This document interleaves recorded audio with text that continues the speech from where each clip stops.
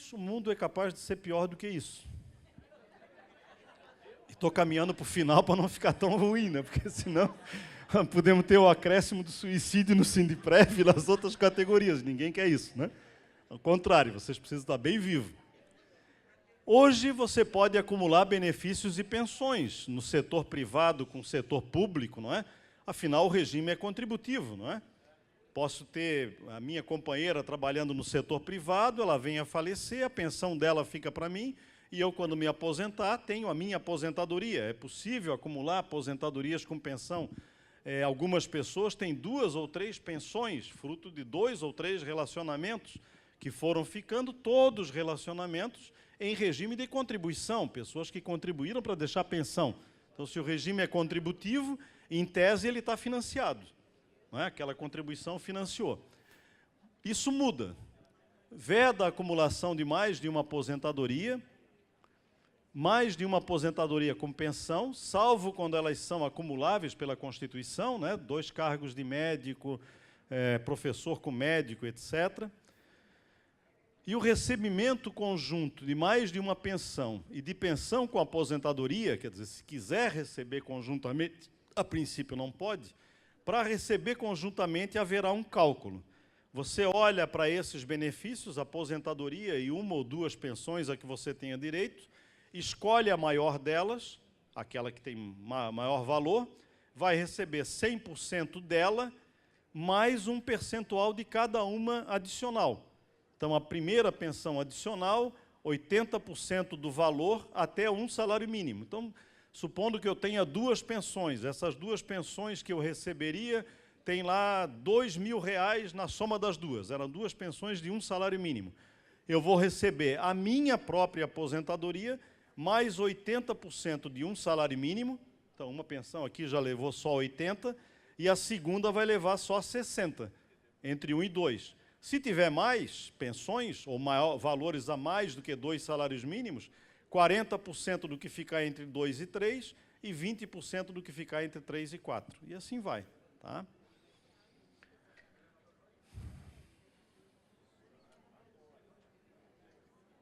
Uai. É isso. Acabou, velhinha. Obrigado, gente.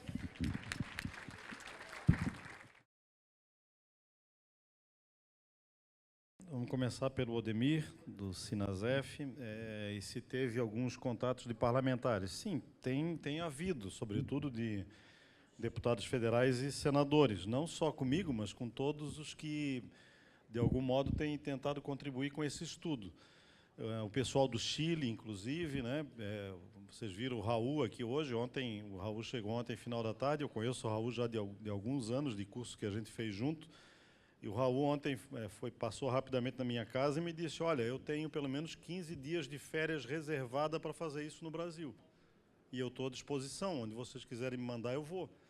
Então, ele, o Marcos, o Recaredo, que é um economista também da Fundação Sol, o pessoal do Chile está muito interessado de vir ao Brasil auxiliar na nossa luta, porque eles sabem que se isso passar no Brasil, eles não revertem no Chile.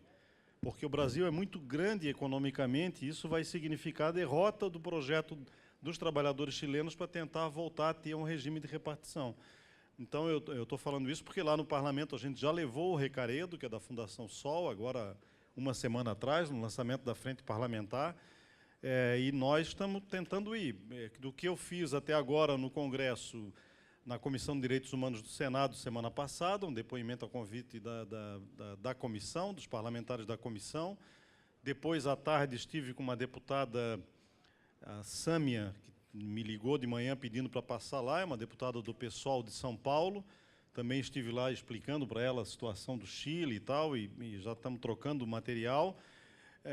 No debate no Senado pela manhã, porque era a Comissão de Direitos Humanos do Senado, mas tinha um deputado, até eu nem sabia que era de Santa Catarina, e não recordo o nome dele, mas é do PSB de Santa Catarina.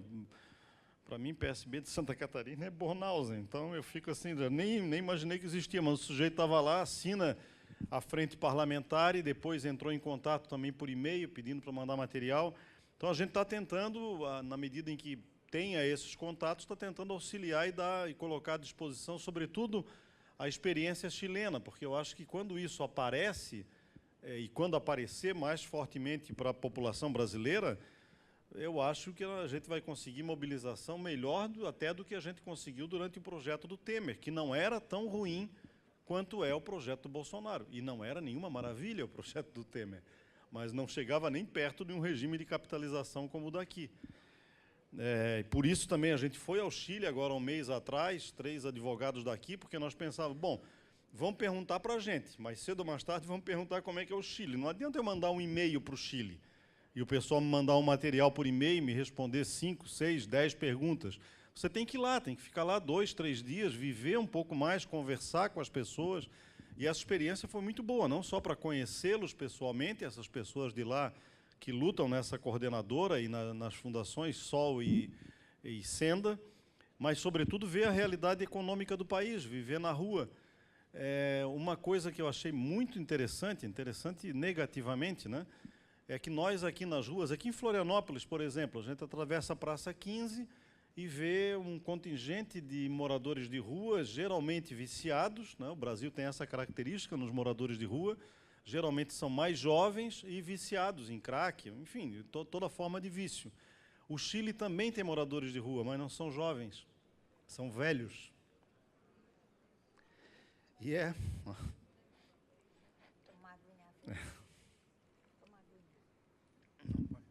Vai passar. Enfim, é duro de ver. Mas vamos em frente, deixa os nossos velhos para lá. O Odemir perguntou se a proposta do Bolsonaro, se não é, de certa forma, ressuscitar o projeto do Temer. Em termos de algumas mudanças pontuais, sim, repete, piora um pouco, algumas coisas são iguais, algumas um pouco menos ruins, mas há uma diferença abissal entre as duas. Uma desconstitucionaliza tudo e cria o regime de capitalização, a outra não fazia nenhuma das duas coisas. Portanto, por mais perversa que fosse a proposta do Temer, e nós derrotamos, é bom a gente lembrar disso, né?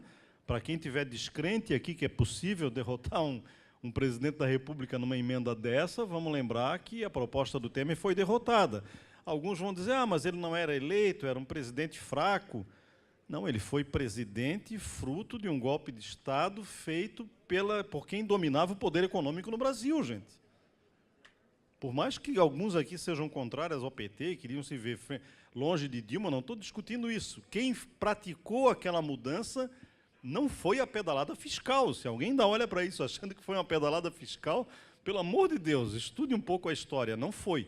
Aquilo ali foi o poder econômico dizendo, olha, o modelo do PT se esgotou. O modelo do PT de conciliação com a classe dominante, que perdurou durante vários anos, se esgotou e agora a classe dominante quer de volta o poder. E quer de volta o poder para aplicar aquilo que ela pensa. E o Temer era isso, portanto, ele não entrou fraco. Ele foi ficando fraco à medida que o tempo foi passando. E nós conseguimos vencer o debate com o Temer naquele momento. Então, acho que o caminho é o mesmo do anterior. Regina, quanto a direito adquirido. O direito adquirido em matéria previdenciária, e foi assim na emenda 41, foi na emenda 20, e está na PEC número 6, ela preserva o direito adquirido. Preserva no sentido de dizer que aqueles que já completaram as condições para a aposentadoria, segundo a regra vigente antes da emenda, poderão se aposentar a qualquer tempo, mesmo depois da emenda, invocando aquela regra, aquele direito adquirido que eles tinham anteriormente. Isso está preservado na PEC 6? Sim, está preservado tanto quanto esteve na PEC 41 e na emenda 41 e na emenda 20 anteriores.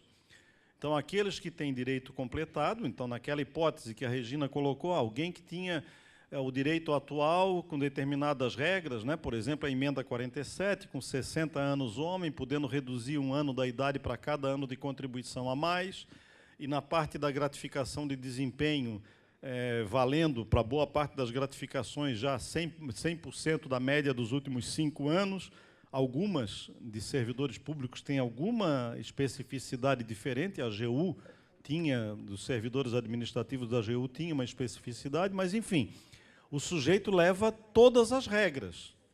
leva aquela que ele tinha na data em que ele completou. E essa será a aposentadoria dele na frente. O que não quer dizer que ele não será atingido direta ou indiretamente por toda a mudança.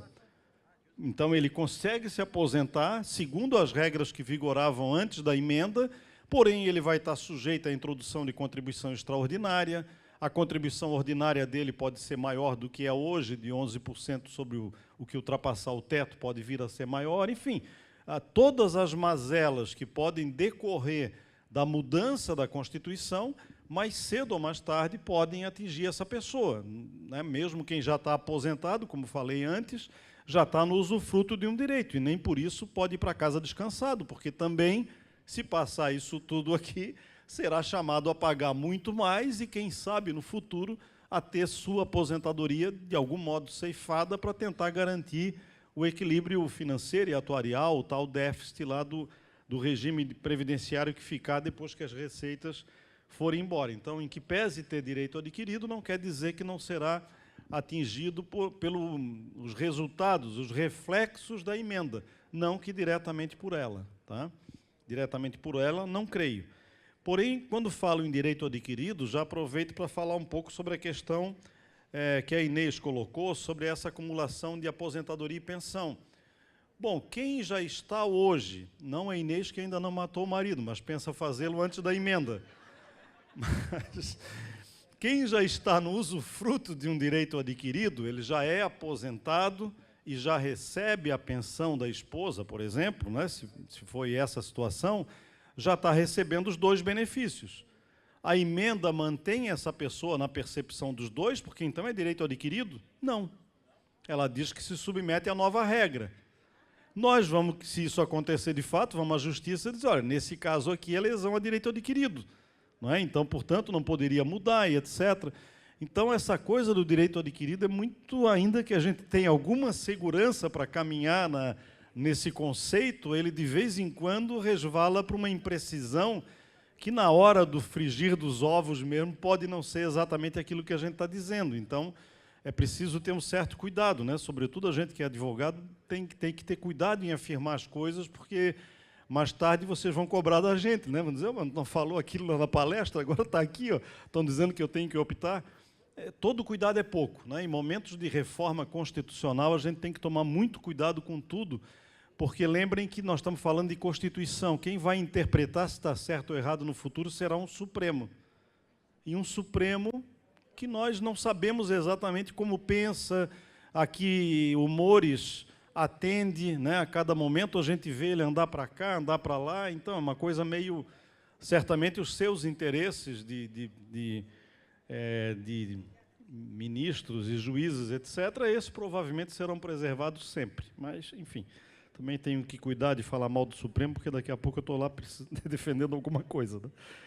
Então, Regina, falei, Inês, falei um pouco sobre essa questão da aposentadoria e pensão. Sim, a ideia é que tudo que você recebe desligado da atividade, deixou de trabalhar e tem aposentadoria e pensão, a somatória disso vai para aquela regra em que você escolhe a maior e mais pedaços da menor ou das menores.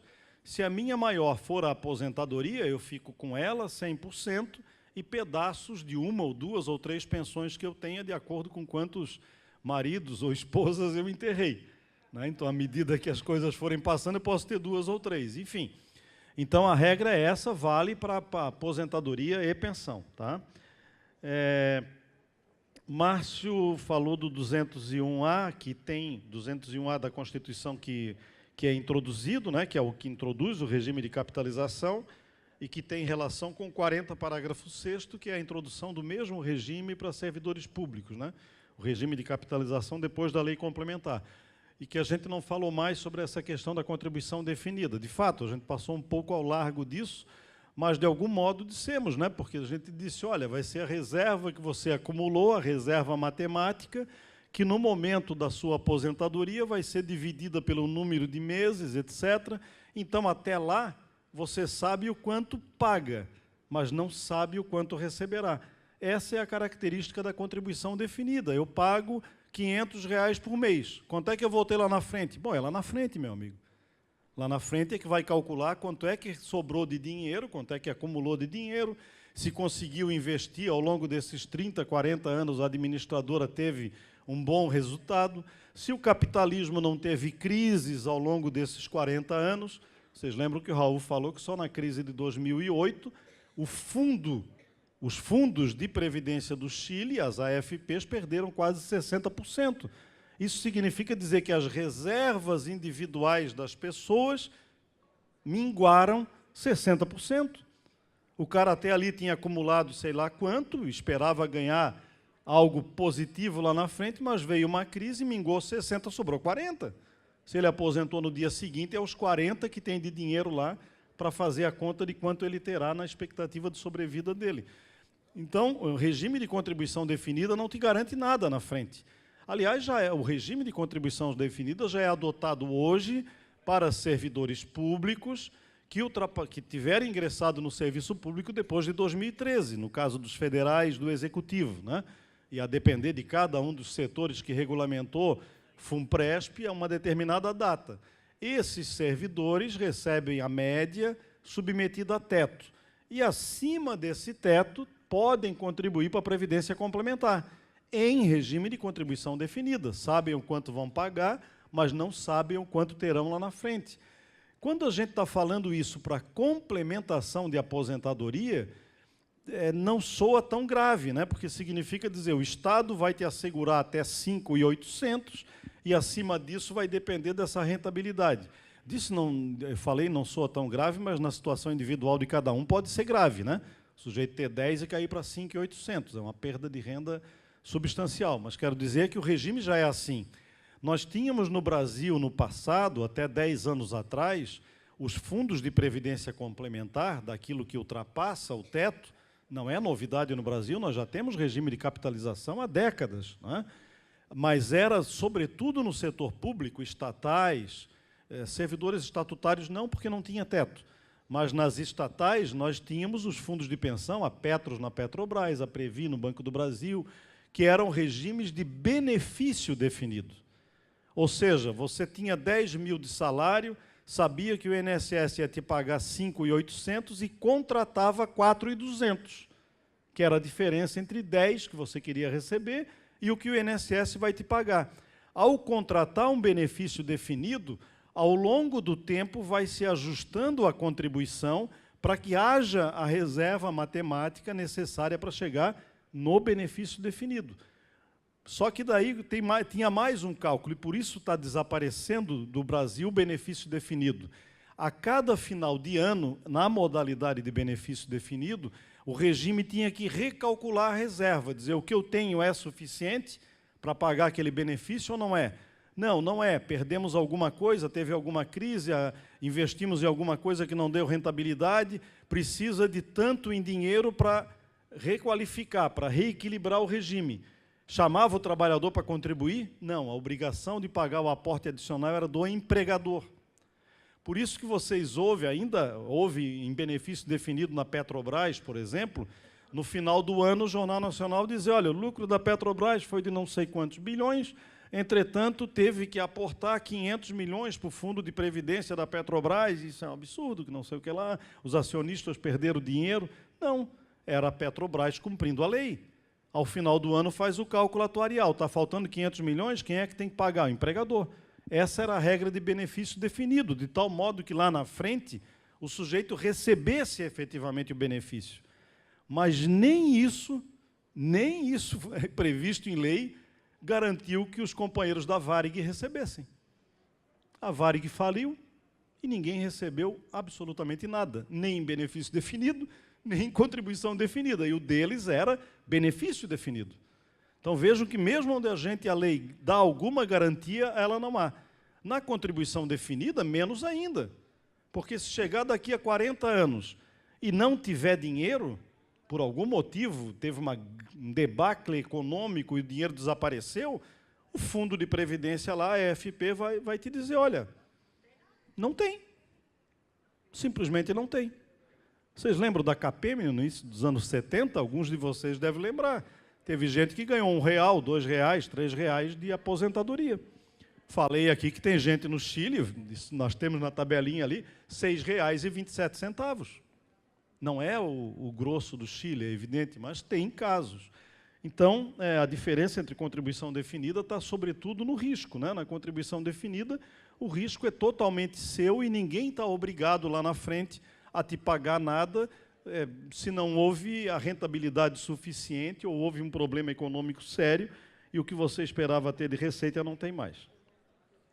O Márcio falou da segregação da Seguridade Social, é algo também importante, porque a gente tem que olhar para a questão da reforma da PEC 6, não só sobre esse aspecto da capitalização e da desconstitucionalização. Supondo que a gente derrote isso, nós estamos derrotando um artigo, né? Mas a emenda vai continuar naquele restante ali dos slides. Várias coisas existirão se ela não for derrotada na totalidade.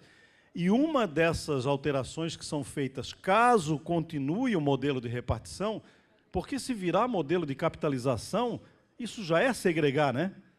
Não vamos ter mais que falar no conceito de seguridade social se a parte previdenciária não tem mais nenhuma participação estatal.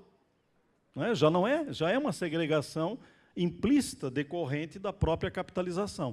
Mas supondo que se mantenha o regime de repartição, se a gente derrotar só isso, e, portanto, é preciso derrotar tudo, e não só essa parte, em que pese ser a mais grave, se nós mantivermos o regime de repartição, porém segregado, como a PEC 6 determina, segregação contábil do orçamento da Seguridade Social, aí aqueles slides da Seguridade, que eu disse que tem superávit, e que aquele superávit justificava e impedia completamente a história do déficit da Previdência, ele não vale mais.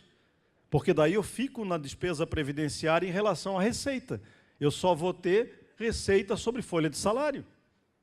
Naquela relação de 3 e 5, ou alguma coisa assim por 1. Eu fico ainda mais dependente das questões demográficas no Brasil, que é uma das justificativas deles para fazer a reforma, né? Eles dizem, olha, vocês estão vivendo demais. Vocês, o povo, nós, estão vivendo demais, por isso não vai ter dinheiro para pagar ao longo da vida, então a demografia tem peso.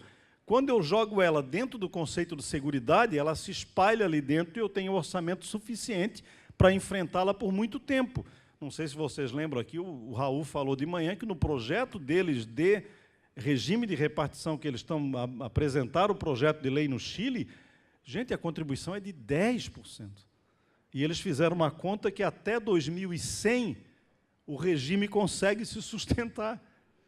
Então, nós aqui é 11 mais 22 do empregador e o governo diz que não se sustenta.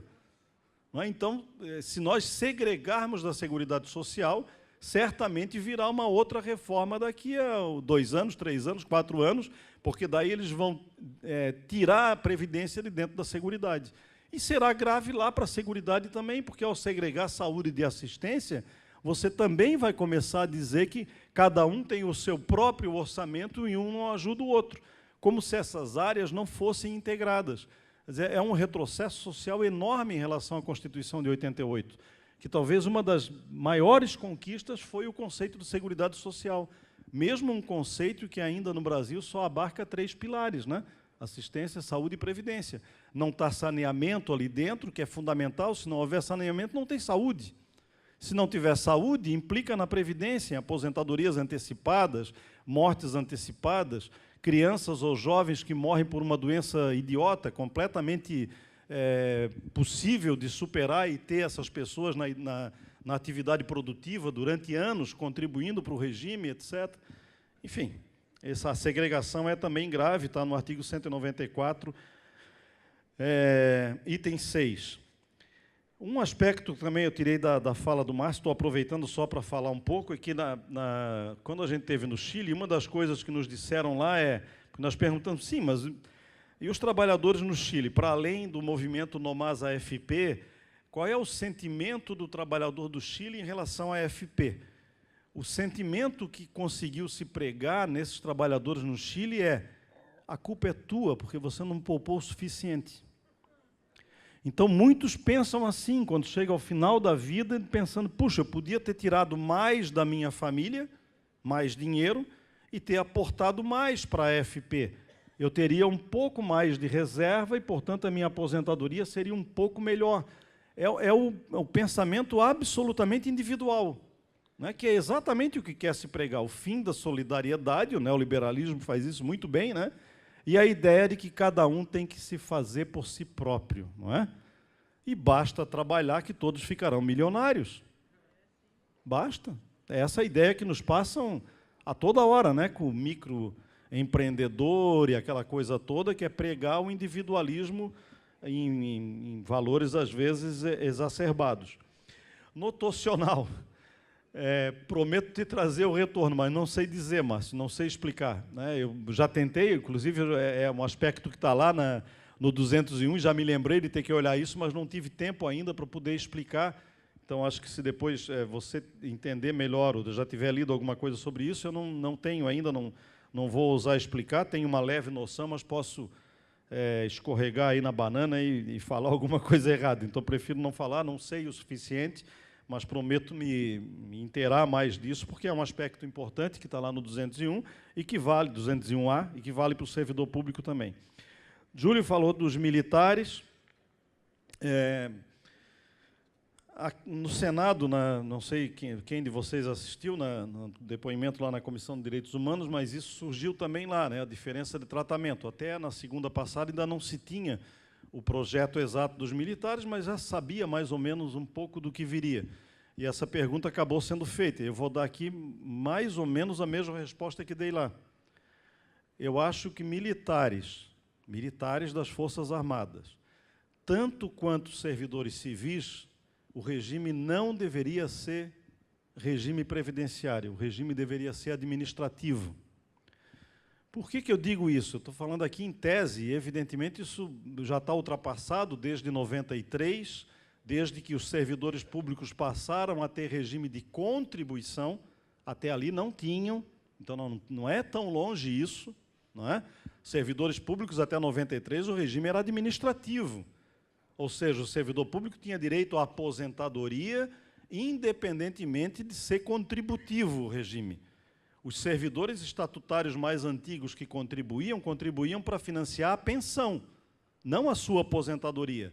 No setor federal, pagava-se 6%, metade era para financiar a saúde, que até 88 não era universal, era só de quem tivesse vínculo com o regime de previdência, e a outra metade financiava a pensão.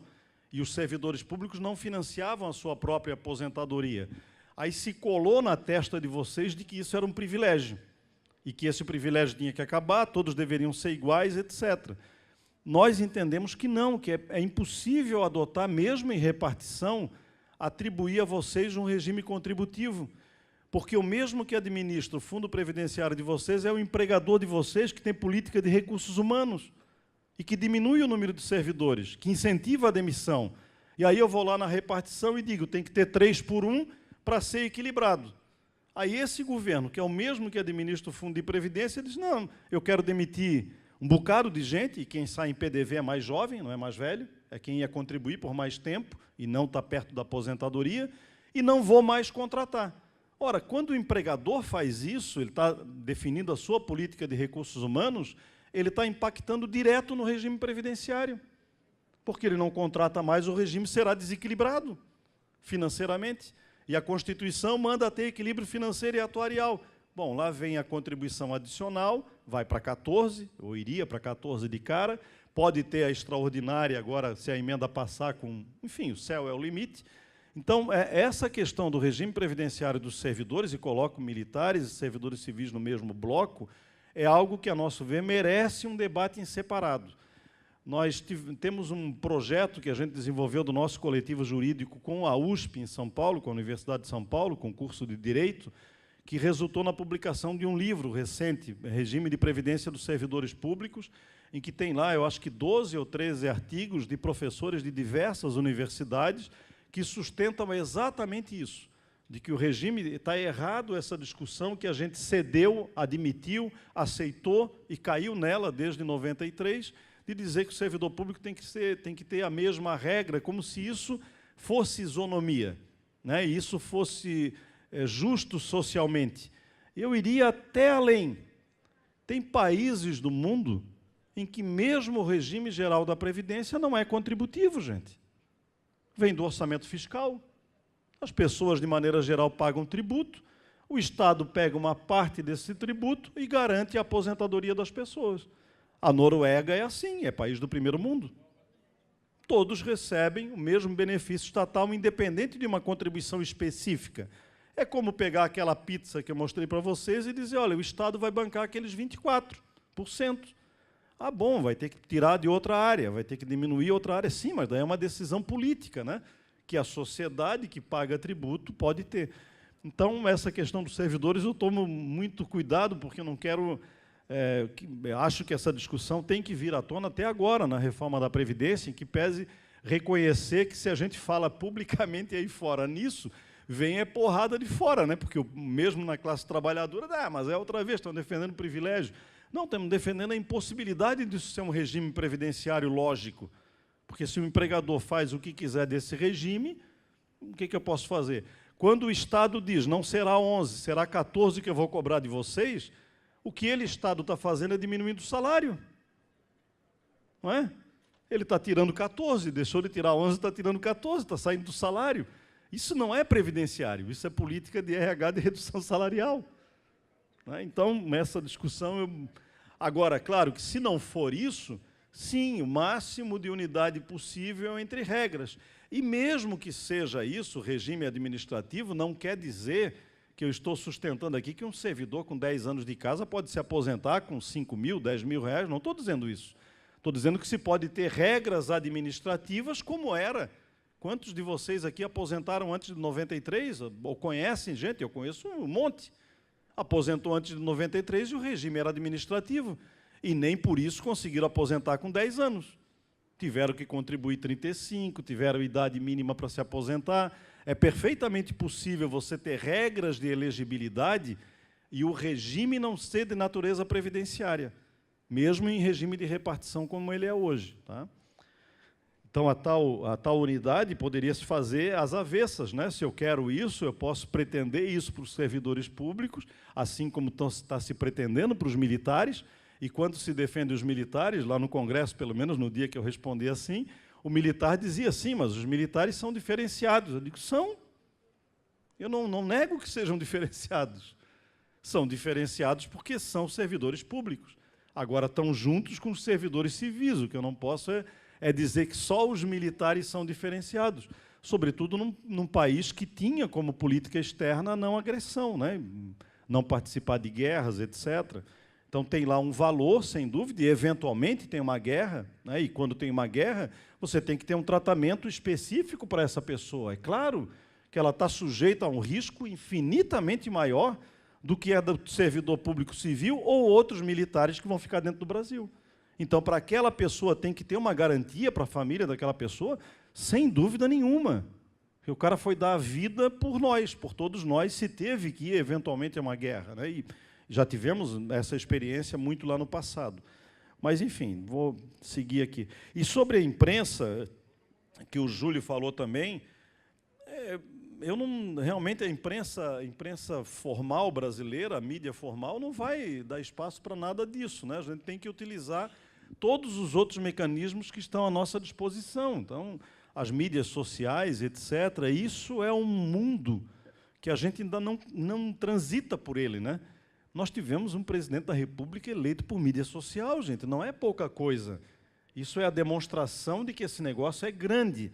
E a gente ainda olha para esse negócio de forma periférica, né? Precisamos olhar um pouco mais de forma decisiva para utilizar esse instrumento e tentar contornar esse problema aí da mídia oficial.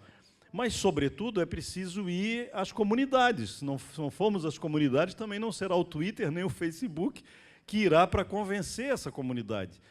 Lembro que, na época do Temer, e respondo aí a uma outra questão que foi colocada pelo José Luiz, mas, na época do projeto Temer, se conseguiu, aqui em Santa Catarina, montar a Frente em Defesa da Previdência, montou um esquema de debates nas comunidades, né, bairros, colégios, etc., que foi absolutamente emblemático. Eu lembro que fui a um debate no Instituto de Educação aqui, que é o maior colégio do Estado, na turma de alfabetização de jovens e adultos, Portanto, gente pobre que está tentando se alfabetizar à noite, gente que acorda 4 horas da manhã para ir trabalhar, trabalha até 6 horas da tarde e ainda vai estudar à noite para se alfabetizar. Quer dizer, aquele sujeito ali, se disseram para ele, não vai ter aula porque tem um tal de Fernando lá para falar, o cara devia dizer, pô, eu vou para casa, né? Eu estou moído, preciso aproveitar para ficar 1 hora com meu filho.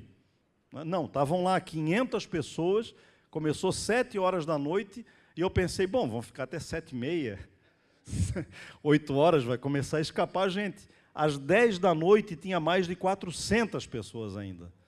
E era gente analfabeta, gente. Por que estavam ali? Porque à medida que a gente foi demonstrando que aquilo ali tinha a ver com eles, eles foram ficando. Então a gente tem que ir lá. Né? Se a gente não for, essas pessoas, a informação que elas recebem é da Globo.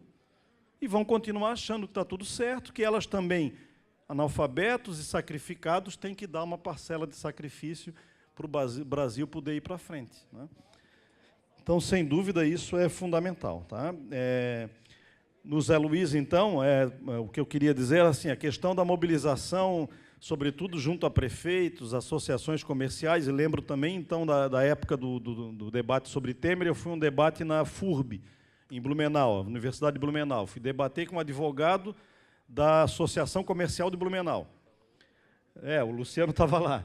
E o sujeito, a proposta do Temer era uma maravilha, era tudo que ele queria, né? O sujeito era liberal até os extremos. Até que nós começamos a falar dessa questão. Meu amigo, tu está defendendo tu é advogado de associação comercial. Associação comercial não é shopping center no Brasil. É a bodegazinha lá daquele município que vive de pendurar no prego a aposentadoria.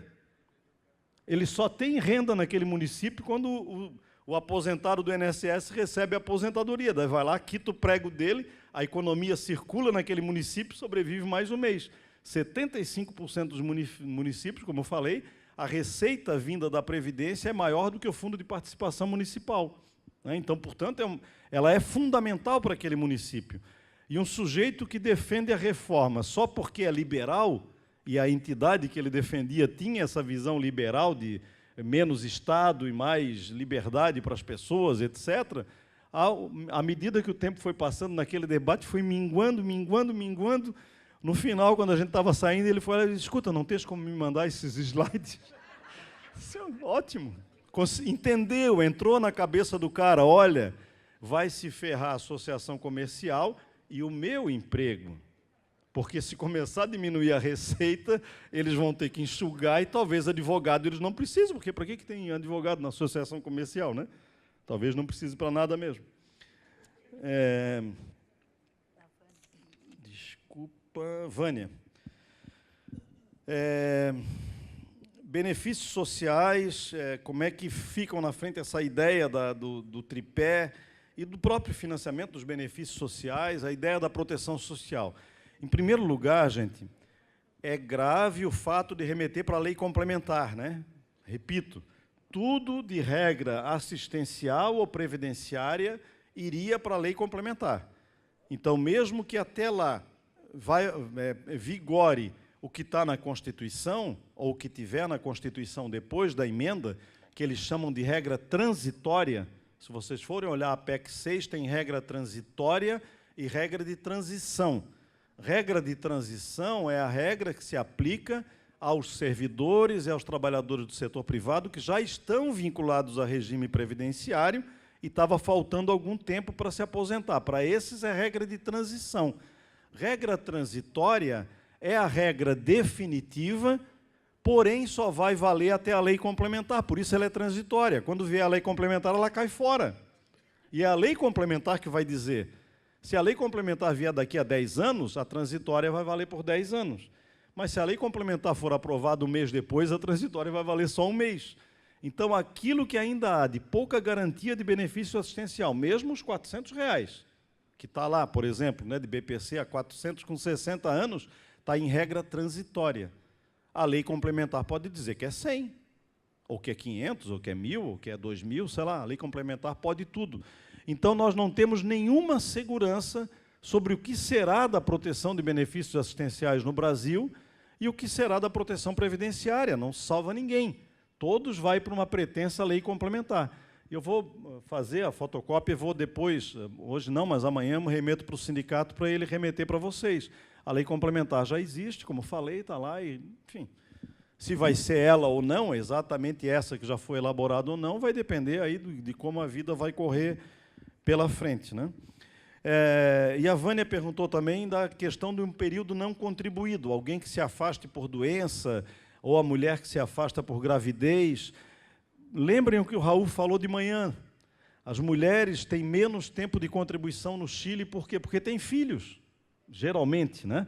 Além do que tem a sociedade machista, que dá menos emprego para as mulheres, mais para os homens, porque esses homens não se afastam por conta de filho, e mesmo quando dá um emprego para essas mulheres, dá em patamares inferiores aos valores que dá para os homens. Essas mulheres no Chile, quando se afastam para ter filhos, não têm contribuição, gente. Se elas não têm contribuição, a reserva matemática delas ao final será menor. É assim, é puro e simples. A maldade é escancarada. O Estado não protege absolutamente nada. Ela, inclusive, se afasta sem ter renda, porque não existe um benefício estatal para a maternidade. Existe o direito de sair. Agora, sai sem renda, se vira com o marido, ou com alguém, com a família, que vai ajudar a mantê-la durante o período que ela tem direito de ficar ao lado da criança naquele primeiro momento. Mas ela já tem um prejuízo imediato, que é o fato de não contribuir, se é que ela era formal, né? Que ela tinha um emprego formal e etc. Por isso, a média das mulheres no Chile, quando chega ao final, a média do tempo de contribuição delas é bem inferior à média dos homens. Tem setores da economia chilena que a média é de 4 meses por ano. Enquanto os homens é em torno de 6 a 7 por ano, as mulheres é em torno de 4 meses por ano. Quer dizer, se eu vou cobrar 40 anos de contribuição para ter perto do salário mínimo, e ela tem 4 meses por ano, façam aí depois a regra de 3. Quantos anos ela tem que ter para ter esses 4 multiplicado por 3? Ela tem 1/3 a cada ano. O ano tem 12 meses, ela só consegue contribuir 1/3. Então, os 40 anos dela, multiplica por 3. Ela tem que ter 120 anos de contribuição. É simples assim. Se é difícil chegar lá, é problema dela, não é problema do governo chileno. Nasceu mulher, vamos fazer o quê? Não é? Então, realmente o regime de capitalização é muito mais grave quando incide sobre a questão da mulher, e nessa questão em particular. Isso vale para as doenças de maneira geral, aí vale para o homem. Se afastou 1 ano porque estava doente. Bom, se durante esse ano não contribuir, não tem lá no final a mesma reserva, tem menos. Faz-se a mesma conta, ele só tem um benefício menor lá no final. O Estado não garante aquele tempo como tempo de contribuição, como garante no Brasil. Né? Então, tudo isso deve servir para que vocês pensem, né, raciocinem e se mobilizem e tal, para a gente conseguir, ao final, derrotar isso, porque é um modelo absolutamente insustentável do ponto de vista social. Nós estamos fazendo aqui, não é uma disputa contra o governo Bolsonaro, gente. Olhar só sobre esse viés, quem estiver olhando com essa lógica, não tem memória, não vai lembrar que nós fizemos a mesma coisa sobre o governo Lula, fizemos sobre o governo Fernando Henrique, criticamos da mesma forma, fomos às ruas da mesma forma, não importa a matiz ideológica do governo. O fato é que, infelizmente, todos eles buscam quase o mesmo objetivo. Não esse de capitalização, é verdade, nem no governo Fernando Henrique, nem Lula se tentou, mas não teve, não quero dizer aqui que não teve gente que pensou. Eu estava lá e lembro que tinha gente pensando que isso podia ser uma maravilha. Tá? Edileuza responder. Desculpa, deixei logo a Edileuza para o fim. Questão da aposentadoria especial. Bom, a regra está ali, né? De especial não tem nada, porque, ainda que diga que só tem que ter 25 anos de exposição e contribuição, e lembra que se vier a capitalização, né, o 25 de exposição não necessariamente é 25 de contribuição, né? Que o cara pode estar na informalidade, né, na nota fiscal de prestação de serviço, que não é tempo de contribuição ainda no Chile. Os autônomos no Chile não são obrigados a contribuir para a AFP. Agora, no projeto que o Raul falou que o governo chileno tem, uma das coisas que ele quer mudar é obrigar os autônomos também a contribuir. O autônomo que emite nota fiscal, que vive por conta própria, né? Obrigá-los também a contribuir para as AFPs, para engordar o caixa lá da AFP. Mas essas pessoas são pessoas que têm uma sazonalidade muito grande de condição financeira de contribuir. Portanto, ao final dos 40 anos que se espera de contribuição, terão lá 20, 15, 10, sei lá quanto. E o resultado financeiro disso, muitas vezes, será pífio também. Então, a aposentadoria especial aqui no Brasil, mantidas as regras que estão na PEC, eu diria que não tem, de especial, não tem absolutamente nada, porque se o sujeito tiver que ter 61 anos no mínimo, para poder somar 86 e ter 25, ele não está longe das regras de transição, que são 61, com cálculo pela média, que é a mesma forma de calcular a aposentadoria desse sujeito da atividade especial que sair com menos de 60 anos de idade. Então, deixaram lá, não sei por quê, porque poderia muito bem ter suprimido e ter dito, olha, se vira como qualquer outro trabalhador, não vamos criar nenhum tipo de proteção estatal para atividade especial. Infelizmente, o que está lá é bem isso. No regime de capitalização, vale para a atividade especial o mesmo raciocínio. Você quer sair antes? Pode, mas sair antes significa ter feito menos reserva. E, portanto, o benefício, como você vai sair antes, e a expectativa de sobrevida é a mesma, você vai receber por mais tempo, eu tenho que pagar menos por mês. E aí diminui ainda mais o benefício. Então, tudo isso tem que olhar mais ou menos junto, tá? Acidente do trabalho, que a Edileuza falou, eu vou, da mesma forma que lá na questão notacional, vou pular. Eu não tive tempo ainda de ler, gente, não está dando. A gente estava produzindo esse material, começando a pensar nesse material para o Sindiprévios, quando veio a MP 873, e aí todo o resto teve que ser assim, ó, pula e vamos fazer outra coisa, vamos tentar salvar os sindicatos antes de voltar para a Previdência. Não foi à toa que jogaram agora, né? A gente está aí, os advogados e mesmo a entidade sindical, às vésperas aí de não ter receita. E se os sindicatos não tiverem receita, certamente a capacidade de luta contra a reforma da Previdência diminui, né?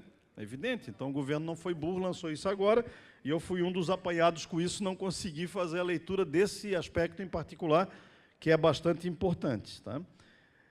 Mas reitero, aí da fala da Edileuza, né, também a minha convicção de que é possível derrotar a PEC número 6, gente. Vocês lembram quando o Fernando Henrique entrou? Fernando Henrique era, além de ser um homem super inteligente, diferente do novo presidente da República, mas, enfim, um homem super inteligente que entrou com um imenso apoio popular, em 93 para 94. Foi eleito com um apoio popular maior até do que Bolsonaro teve. Bolsonaro ganhou, proporcionalmente, muito menos do que ganhou Fernando Henrique. E a emenda da Previdência do Fernando Henrique, que foi apresentada ao Congresso no primeiro mês de posse, levou 5 anos para ser aprovada. Ela foi aprovada em dezembro de 98, certo? E muita coisa que ele queria não passou. O fim da paridade de servidores públicos não passou, muitas coisas a gente derrotou em um governo forte. A emenda apresentada pelo Lula, outra vez um governo forte, quando entrou, com forte apoio popular, um apoio no Congresso estrondoso no primeiro ano, levou 1 ano para ser aprovada. E não tinha esse bate-cabeça que você vê todo dia nos tempos atuais, né? Era um negócio bem coordenado, articulado, etc. Levou 1 ano. Se nós segurarmos 1 ano ela não passa de jeito nenhum. Porque até lá o mundo vai ter mudado completamente. Esperem 1 ano e me cobrem no começo do ano que vem. Eu tenho quase certeza absoluta de que se a gente resistir, postergar, lutar e essa coisa foi empurrada com a barriga para o ano que vem, ela não passa. No ano que vem já é pré-eleição de prefeitos e vereadores, o mundo já começa a mudar, depois vem a eleição de deputados e senadores e presidente da República e governador. Nós temos que passar esse ano. Se a gente conseguir passar esse ano, e isso vai depender de uma forte mobilização, né? Então temos que cada vez mais mobilizar. Nessa audiência lá na Comissão de Direitos Humanos no Senado, tinha 2 senadores do PSL, do partido do Bolsonaro. Nenhum dos 2 colocou nenhum argumento contra o que nós falamos lá, nenhum. Os 2, inclusive, fizeram perguntas, e foram fazendo perguntas, e um deles, inclusive, policial militar, elogiando muito e, enfim, dizendo que, olha, realmente capitalização é um absurdo e tal. Então, vejam que mesmo na base partidária do presidente da República, ele não tem apoio suficiente para passar. Na frente parlamentar, na quarta-feira passada, foi assinado por 30 senadores. São 81 senadores. 3/5, se a gente subtrair 30, não chega aos 3/5. Eles não têm voto agora, com esses 30. É verdade que eu sei que desses 30, uns 10 estão dependendo do cheque. A depender do cheque que vier, eles mudam de lado. Mas a gente tem que chegar a 40 para que 10 mudem pelo cheque e a gente tenha 30. Mas abrir uma frente parlamentar com um número suficiente para derrotar a emenda não é qualquer coisa, gente. Não é. Nós não tínhamos isso no governo Lula, nem no governo Fernando Henrique. A abertura do processo já com 30 senadores assinando o texto da frente contrária à reforma. Então, acreditem, é possível derrotar, desde que a gente se mobilize. Obrigado, Fernando. Pessoal,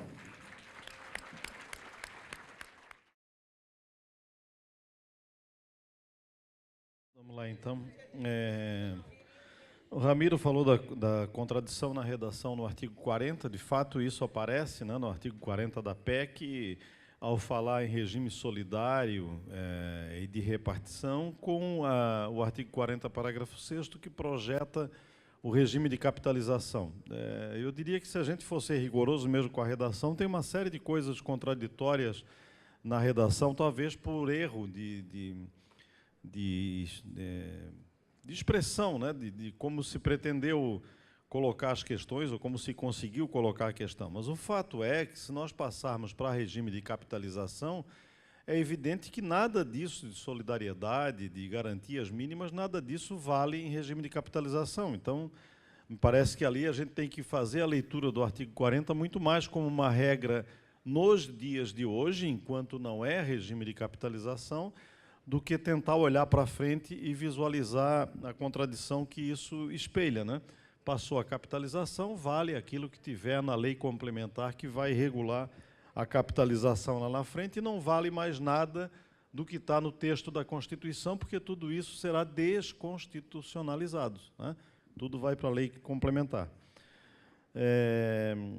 A questão da adesão, também falar de adesão e falar de compulsoriedade é outra contradição, né? Se a palavra adesão pressupõe as pessoas optarem ou não, mas o regime é compulsório, o regime de capitalização, assim como é compulsório o regime chileno, é obrigatório, né?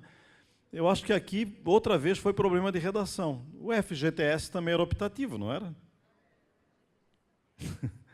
E, entretanto, todos os que queriam ter emprego tinham que optar, entre aspas, pelo FGTS. Então, acho que aqui são problemas de forma como se escreve, mas o objetivo que está explícito é o regime de natureza obrigatória, e, portanto, essa adesão vai ser só uma formalização, né, e não uma escolha entre um e outro modelo.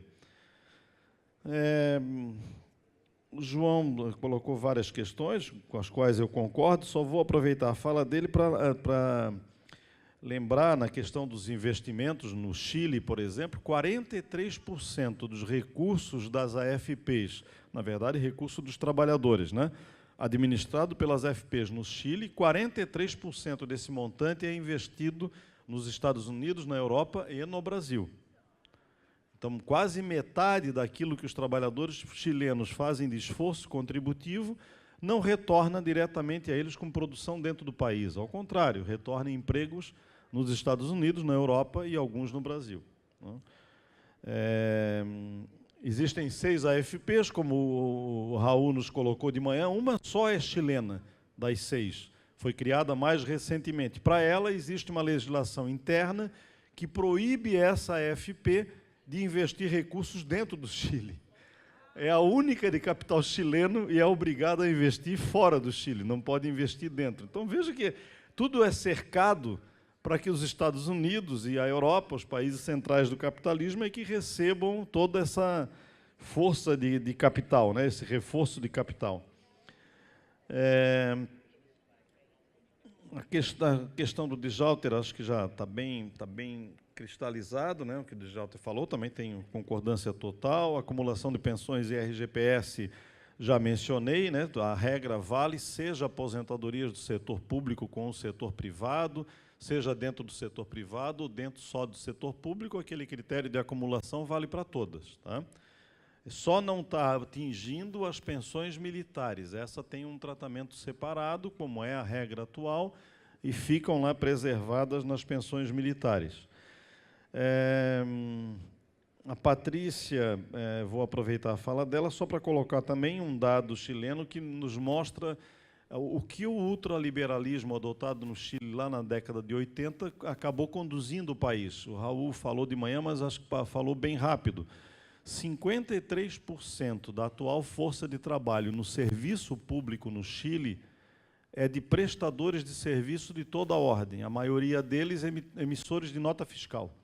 Ou seja, prestam serviço, emitem nota fiscal, só que essas pessoas não trabalham na sua empresa ou em casa, trabalham na própria repartição pública, ao lado de outros servidores terceirizados ou concursados, todos fazendo a mesma coisa por 10, 15, 20, 30 anos. Portanto, é servidor público. Porém, é de nota fiscal, não tem absolutamente nenhum direito, não tem aposentadoria. Se contribuiu para uma AFP, vai ter aquilo que a AFP lhe der. Se não contribuiu, não tem absolutamente nada. Não tem férias, não tem direitos trabalhistas de maneira geral. O Chile, esse regime ultraliberal, levou o Chile a esse estado de relação de trabalho, mesmo dentro do serviço público. Então, eram essa, e só para lembrar, o Roberto também falou da questão do FUNPRESP e tal, lembrar que o FUNPRESP também desaparece se passar o regime de capitalização total, né? Porque não vai ser mais previdência complementar, que é o FUNPRESP. Não haverá mais teto, desde o básico, desde qualquer valor, será o regime de capitalização. Então, mesmo aqueles que optaram pelo FUNPRESP nos últimos anos, isso precisará ser regulado, de que modo essas contribuições de previdência complementar atual via FUNPRESP ou outro modelo, de que modo eles serão respeitados ou serão aproveitados num futuro regime de capitalização. Então, a vida muda diametralmente se tudo vier mesmo a ser aprovado como a gente está colocando aqui, ou como a PEC está colocando, né? Não estamos inventando absolutamente nada. Não, o prazo de amanhã não é migrar para o FUNPRESP, gente. O prazo de amanhã é migrar pelo benefício especial, é outra coisa, são coisas distintas. Tá? Quero, então, por fim, agradecer. Eu estou com esse problema de sair, porque eu tenho que levar a minha menina para tomar a injeção agora lá no hospital infantil. E lá é um pouco longe, e o limite dela lá é às 6 horas. Então, por isso, não dá para ficar um pouco mais com vocês aqui. Mas quero agradecer o convite, me colocar à disposição, colocar o pessoal do nosso escritório, que também outros estão estudando essa matéria, de modo que a gente possa contribuir o mais possível com o movimento sindical aqui de Santa Catarina, o movimento social aqui em âmbito nacional. E dizer que, mais uma vez, que a iniciativa foi muito interessante do sindicato, acho que a gente tem que reproduzir isso, todas as entidades sindicais, o mais possível tentarem fazer de modo conjunto. Eu acho que isso congrega as categorias e trazer os movimentos sociais para esses fóruns. Enfim, essa experiência é riquíssima, não só para debater previdência, mas para debater a própria vida atual na sociedade brasileira e as outras mudanças, as outras questões que nós vamos precisar também enfrentar num próximo período, que são tão importantes, ou às vezes até mais, do que a própria reforma da Previdência. Mas a Previdência é um símbolo que permite unificar todos. Então, nós temos que aproveitar muito esse momento. É um momento ímpar em que é possível falar para a sociedade brasileira de maneira geral. Todos têm, mais ou menos, algum interesse na questão previdenciária. Perder essa oportunidade seria um erro estratégico grave do movimento sindical, movimento social. Então, acho que a gente está começando bem nos debates que já ocorreram, o debate de hoje. Em âmbito nacional, a coisa está começando a se avolumar. Não sou daqueles que acham que logo no primeiro você consegue fazer uma passeata de 200 mil. Eu sei que não é assim, que as coisas vão crescendo e a gente tem tempo para crescer. E eventos dessa natureza nos dão a capacidade técnica, principalmente, de falar sobre esse assunto, de modo a que sejamos entendidos, né, naqueles locais onde a gente pode ir, a começar pelas famílias. Eu acho que esse é um primeiro desafio de cada um de nós aqui. Né, todos irem para casa e conversar, no mínimo, com seus familiares e dizer, olha, abre o olho, porque a água está batendo na bunda de todo mundo. Né? Marido, mulher, filhos, enfim, precisa chamar pelo menos a responsabilidade de tomar um cuidado maior com essa questão e se envolver nos debates, ainda que seja para eventualmente contraditar e defender uma posição contrária, mas acho que esse processo tem que existir. Agradeço, então, Verinha, pessoal, mais uma vez aqui de público agradecer o esforço do Raul, é um companheiro fantástico, e essa experiência com o Chile tem sido muito positiva para mostrar aquilo que já alguém falou de manhã, né? A classe trabalhadora é internacional, ainda que ela às vezes ache que ela é local, né? Muitas vezes a gente se volta só para o seu umbigo e não se interessa pelo que está acontecendo ali, do outro lado, e o outro lado somos nós, de um modo ou de outro. O que acontecer lá reflete aqui, o que acontecer aqui reflete lá, e essa é uma boa oportunidade para a gente trabalhar juntos aí, pelo menos 2, 3 países, quiçá outros da América Latina, que também vivem problemas semelhantes, de reformas semelhantes e objetivos semelhantes. Obrigado a todos e boa tarde.